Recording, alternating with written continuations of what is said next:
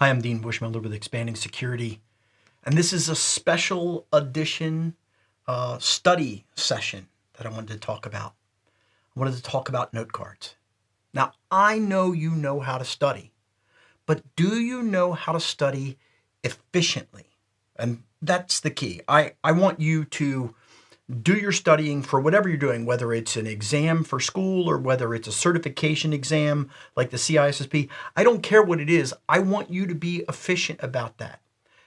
I have done a lot of research, and I have also tested this on my students over the past 20 years, and I've read all the research papers on note cards. So let's talk about the study tool, note cards for cybersecurity. I'm sure you could apply this to other systems, but you should look at other instructors when they actually do that. And when I'm talking about note cards, I'm talking about lots of note cards. I'm talking about tons of note cards and physical note cards that are out there.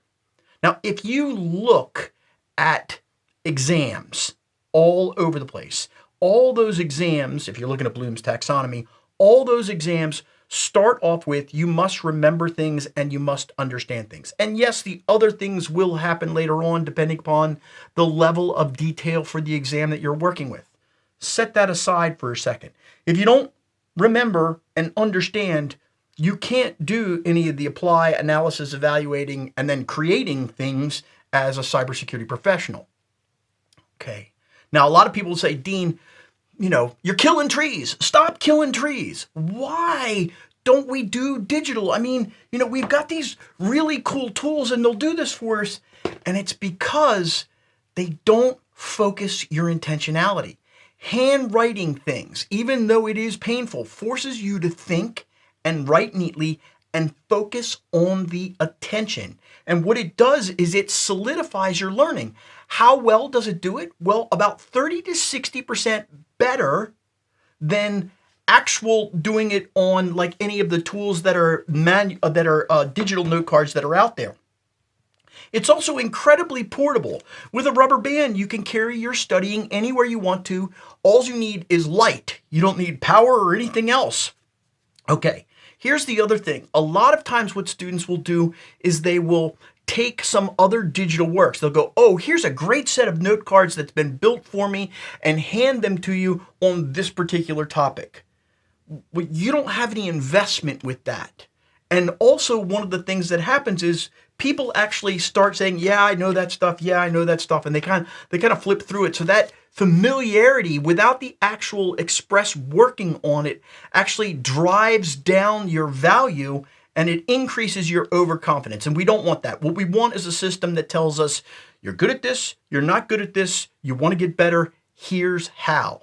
Now, also one of the things that we run into is solo study. I would like you to study note cards with somebody else if you can. And on a digital tablet, you can't do it nearly as well. Okay, so what are the tools of note carding? Well, it's note cards, it's paper. Now, I have different types of note cards that I've worked with over time. First off, colored note cards are wonderful, but I want you to do the coloring with a pen. I want you to use a 4-color pen. This happens to be the Bic 4-color nurse's pen. I always have a stack of 3 on hand because I run out of one of the colors. The other thing that I don't want you to do is I don't want you to buy cheap note cards. Now, what I mean by cheap note cards is this vendor here, I'm sure you've heard of them. They're a big online seller globally, and they have these, what do they call these things? They call them the basics. I won't say who they are, but you know who they are. You'll notice with these cards that they are rounded. They are turned like this. And that's because these are a little bit cheaper. They're about when you buy 1,000 of them at a time, it costs you about $2 or $3 less, and you don't get a nice flat note card to work with. You always want a premium quality note card. I know that the Oxford note cards do that for me. I suggest you use those. You can find them anywhere you want to. Now, also, by the way, these note cards, they fit in my hand. Notice that this fits in my hand. Don't get the monstrous ones that are out there. Now, in the US, we call these 3x5 cards. I don't know what they're called in your corner of the world and how you measure them with centimeters. Okay, now, we've got the note cards, we've got the pen. What do? Okay, we get a glossary. We need to get a good glossary, which is a list of terms and definitions for your particular topic. One of the things that you're going to see on my channel in my shorts section is all my glossaries, all my different terms and definitions are going to be populated in my shorts location on my YouTube channel. Those little shorts are just going to be the term, the definition, a context, and an example. And that's all it's going to be, maybe with a little bit of cool siding on it, maybe a little bit of B-roll or something like that. But that's what you need first. Now, you might want to not do it there. You might say, well, I've got a list of terms because I'm studying this topic or that topic. Fine. Go grab that list of terms and definitions.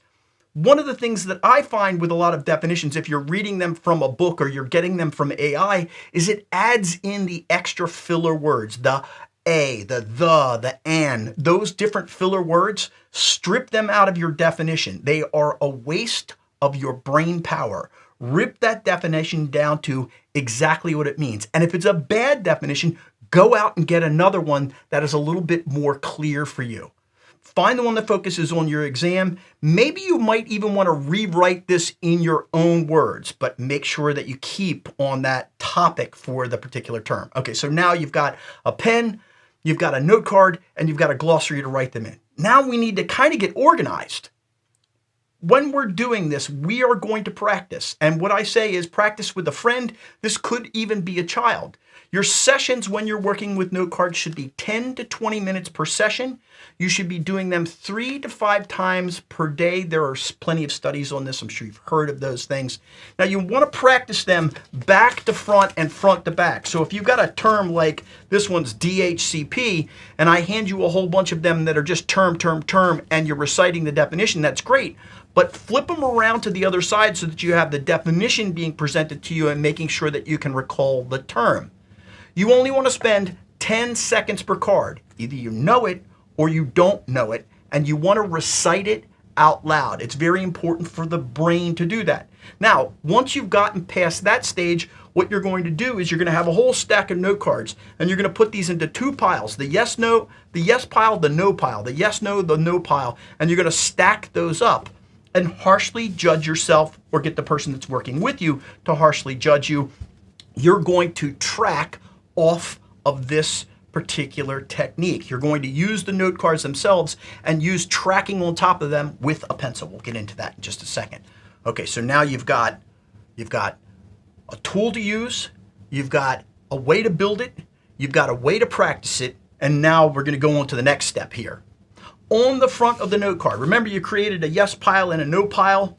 If you got it correct, what you do is you put a little check mark in pencil on the front that says you got it correct, all right?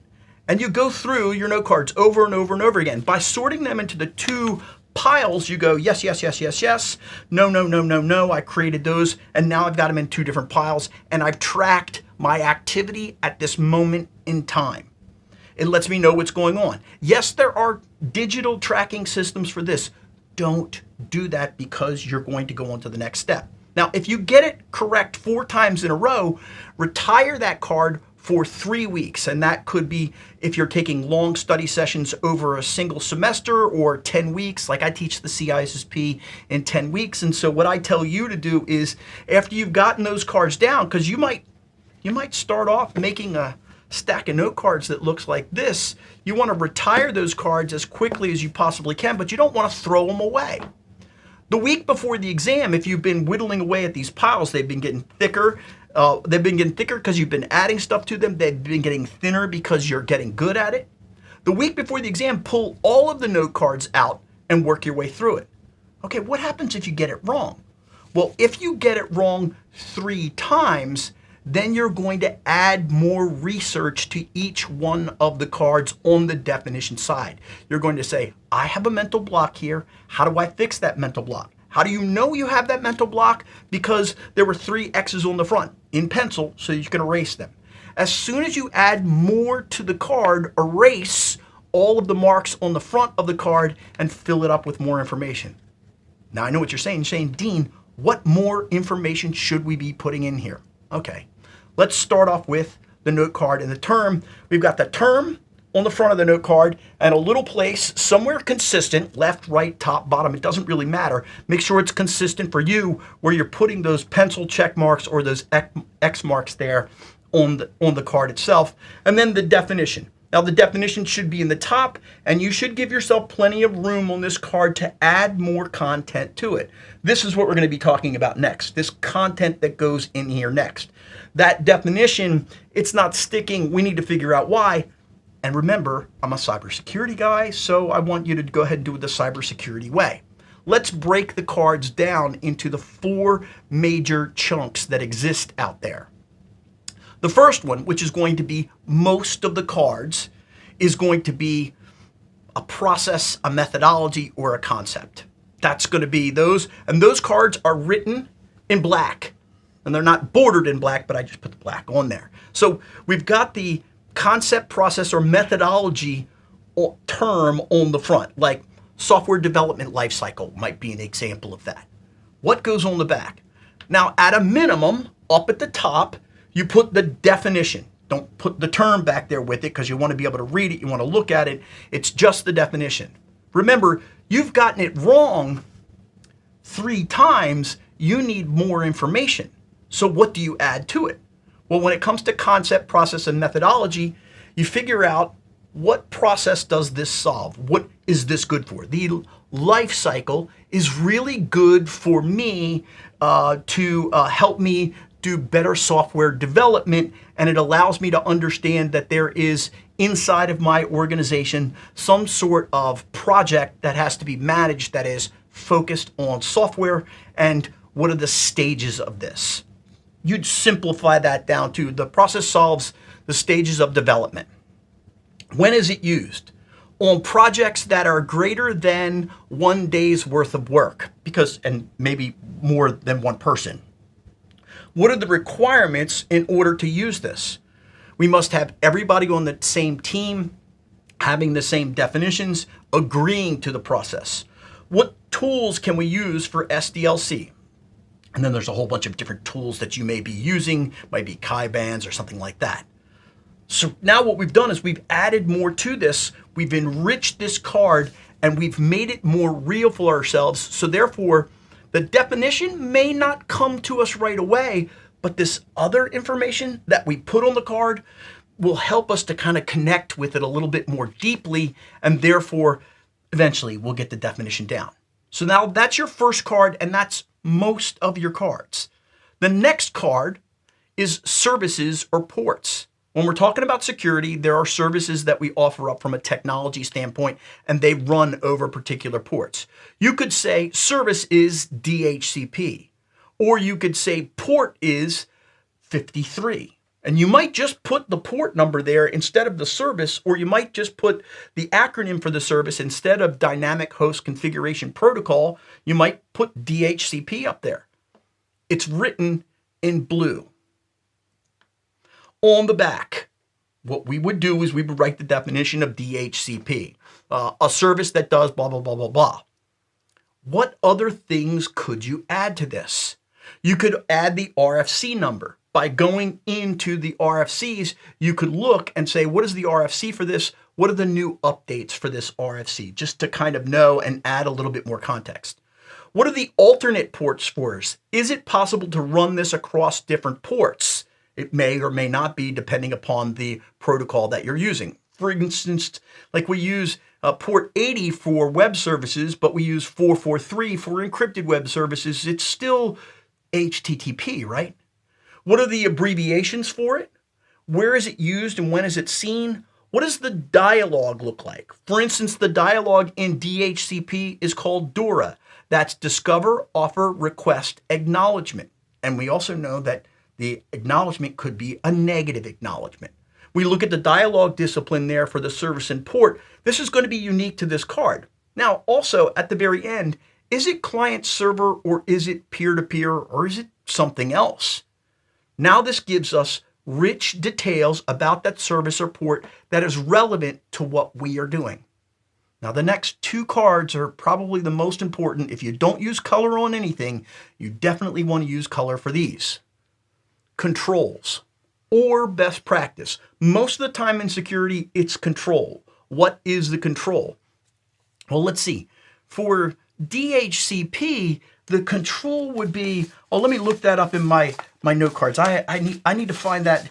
Oh, the control for DHCP might be DHCP snooping to protect issuing of IP addresses. What is the control or what is the best practice? Sometimes it's a practice, sometimes it's not a technical control that you can put in place. So we flip the card over on the other side, and at the top we'll put the definition still. I haven't written the definition here. We could type or categorize that control. If you've done CISSP or Security Plus, you'll notice that there are a bunch of different categories out there. For the type, it would be administrative, technical, or physical, and for the category, it might be a little bit more detailed. You can ask me about that later on. What does this control protect? DHCP snooping stops rogue IP addresses from being issued by a DHCP server. How do we do the configuration on this? This could be a command line configuration. What are the command line configuration components of this? We could look a little bit detailed there. Are there alternatives to this? Yes, we've got APIPA and we've got bootp as alternatives. What are the inputs to it? Well, let's see. I need a scope, so that's going to be the IP addresses that I'm going to hand out. That scope has to have, usually for IPv4, it has to have a subnet mask. And then we also have to have a default gateway or a router that we point to on the outside. Are there other inputs to that? Yes, but that may not be relevant to this particular topic. If you're studying nothing but protocols, then yes, you would also have to know all of the other inputs that would go into that and how you would configure this, the steps on the server. How do you do this? Because you're on a Unix machine, you do it this way and you give it the config file. You're on a Windows machine, you use this particular tool. What are the steps? You're enriching this definition deeply for yourself. This one must be done in green. It is a control. It is protecting you. Last one on the list is the threat or vulnerability, and this one is in red. I say threat or vulnerability, you'll know the difference when you're working in your particular discussion that's out there. Okay, on the back, definition for that particular threat. That could be the threat of DHCP insertion attack. Okay, now I've got to define what a DHCP insertion attack is, and I write my definition out there. When we get this threat, what does it reduce? Does it reduce confidentiality, integrity, availability? It could also do things like reduce our non-repudiation, but most of the time it's C, I, or A. Why does this threat work? What are the controls? Now in this case, I'm not writing out all the details of the protection mechanism DHCP, but I would say, okay, I'm going to use DHCP snooping as a control for this. The details aren't really there for DHCP snooping. That would be on the controls card. What tools do you need in order to do this attack? Is there a common vulnerability and exploit? Is there a common weakness enumeration that is available for this? These are your key things to enrich each one of these cards. Now, I know what you're saying. You're saying, Dean, why color? Well, if you're studying any of my material and you're looking at any of my mind maps or you're downloading my mind maps are connected to these colors. When we go into the threat section, everything's written in red. When we go into the control section, everything's written in green. And when we talk about protocols and ports, it's written in blue. And when we talk about the concepts, they're written in black. What happens over time, if you're doing this on your own with your own colors and you're not using any of my stuff, that color is going to pop up in your mind. It's going to associate to this particular thing. It's going to be red is a threat. Now, here's the beautiful thing, and I've been working with students over 20 years now, and this is what we have found.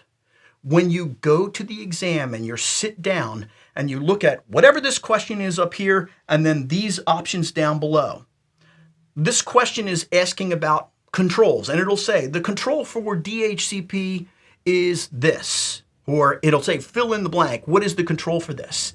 What will happen down below with DHCP snooping, DHCP insertion attack, or a PIPA or bootp, those things will, in your brain, pop up as that color.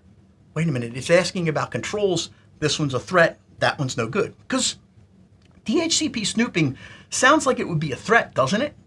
When you find out and you look at the definition, the answer is no. The colors will pop forward for you subliminally, and you will get much more out of it. But you had to write them, you had to color them, you had to make them your own. Now, what this will do for you. By building your own note cards, you will have a rich vocabulary. You go, Dean, in an AI age, I don't need a rich vocabulary because I can ask AI. But if you can't ask AI the right question and you don't have the right vocabulary, this is not going to work for you. You can't say, what is DHCP snooping, if you've never heard of DHCP snooping. You can't ask what a PIPA is unless you know how to spell a PIPA and know that that's automatic private IP addressing that's only available, blah, blah, blah, and it goes on from there. Your idea in all of this is to be as efficient as you possibly can in your study. I will tell you, for me, as I study, when I use note cards, for me, it has helped me pass all but 2 of my exams on the first attempt. And I've taken over 100 exams in my lifetime that are cybersecurity level exams. You can do it too, and I hope you'll join me there. If you have any questions, post them in the comments. There'll be another video on how to use AI to study and help you with this, but not for note cards.